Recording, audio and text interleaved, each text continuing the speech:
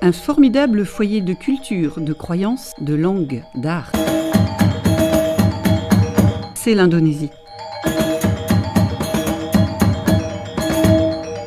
Composé de quelques 17 500 îles, dont plus de 7 000 sont inhabitées, ce pays abrite une riche production artistique pas très bien connue.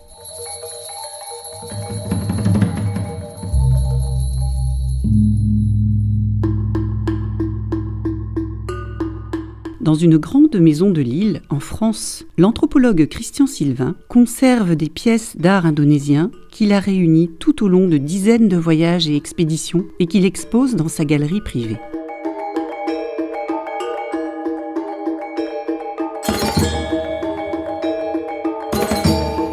C'était un domaine de l'art assez méconnu. Les gens se sont penchés essentiellement vers l'art africain. Et l'art indonésien, ça reste toujours très méconnu. Et c'est mon rôle d'anthropologue de le faire découvrir aux autres.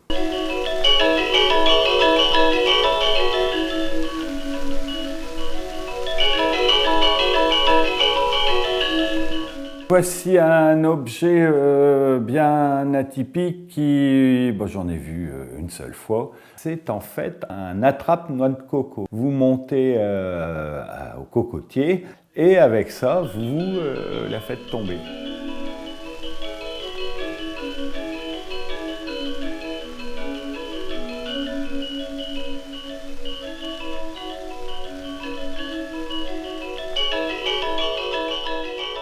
Pour Christian Sylvain, certaines pièces peuvent devenir une obsession.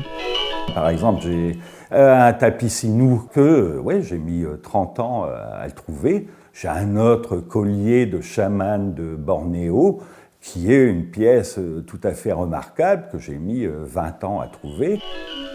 Quand je vais sur le terrain, quoique certains disent qu'on ne trouve plus rien dans le pays, qu'il n'y a plus que des copies, que l'art est tardif, je vous rassure, on trouve toujours des choses. Par exemple, un magnifique hôtel portatif des Moluques, je l'avais repéré et tout, je pensais que c'était plus du tout possible de trouver ça. Et dernièrement, j'ai trouvé cet hôtel.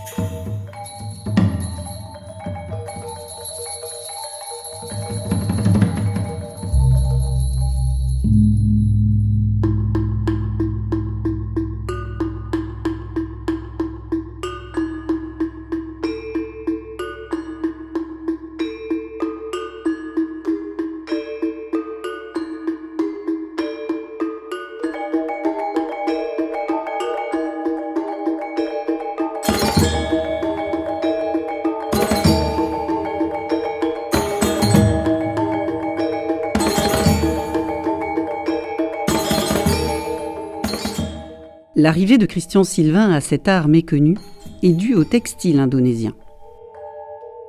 Je suis venu à l'art indonésien par les batiks, ce qui m'a aussi entraîné vers les ikat indonésiens. Ce sont des techniques de réserve sur le textile. Et on appelle autrement l'Indonésie l'archipel des tissus. J'ai étudié ça pour valider un diplôme d'anthropologie.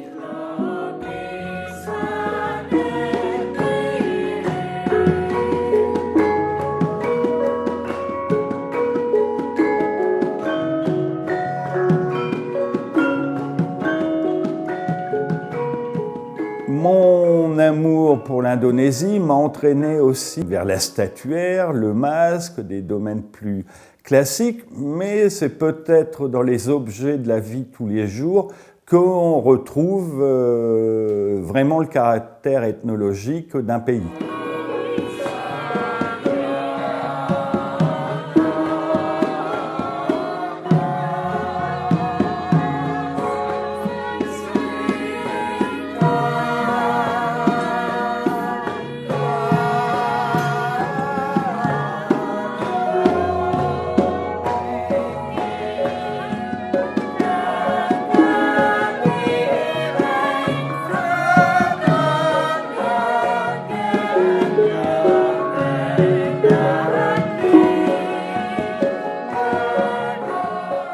un magnifique couperie de Bali, là, pour une fois, qui représente un canard. Et en fait, on voit le tour là, des endroits un petit peu plus clairs où, en fait, il est décoré d'étain. La partie recourbée servant à faire la gerbe de riz et la lame qui est en dessous permet de couper la gerbe.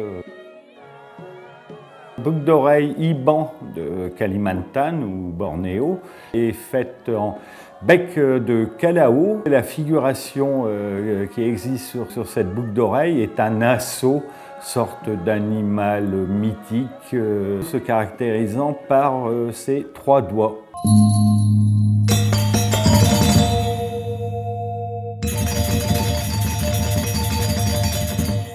Des statues, objets et masques ont été ajoutés avec le temps à la collection de Christian Sylvain.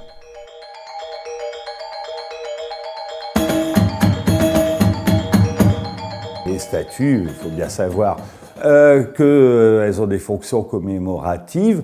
C'est toujours particulier de collecter la statuaire, dans le sens où, comme elle est funéraire, c'est comme si on allait dans un cimetière chez nous et qu'on démontait la tombe telle qu'elle est. Il y a des statues funéraires très figuratives qui s'appellent les Tao Tao. C'est des statues qui gardent la tombe du défunt, quoi. Collectionner ce genre d'objets, on se pose des questions.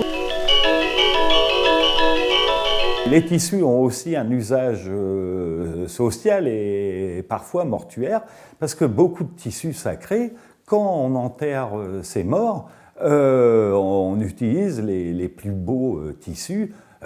Sur l'île de Sumba, par exemple, le défunt est enroulé dans un tissu précieux, d'ikat et tout. Chez les Ibans de Bornéo, qui pratiquaient la chasse aux têtes, les tissus, les pois kombu, servaient à ramener les têtes coupées des ennemis d'un village adverse, et ces têtes coupées servaient aussi pour un rite de fertilité, ce qui est assez surprenant.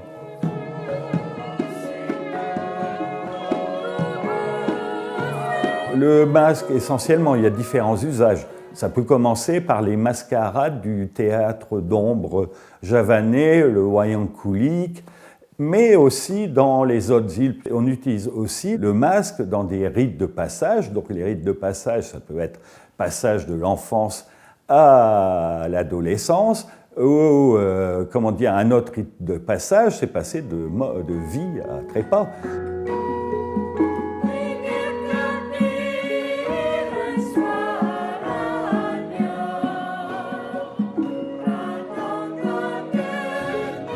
J'ai voyagé en Indonésie, c'était maintenant il y a 35 ans, et j'étais parti pour 6 mois, donc j'ai eu le temps de bien crapahuter en Asie du Sud-Est et notamment en Indonésie.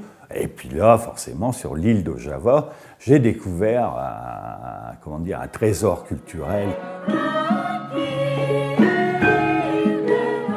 Cet anthropologue passionné par la découverte et la diffusion continue à sillonner l'Indonésie, toujours à la rencontre de son art, de son peuple, de ses histoires, de ses cultures. Toujours à la recherche de pièces pour améliorer encore plus sa collection.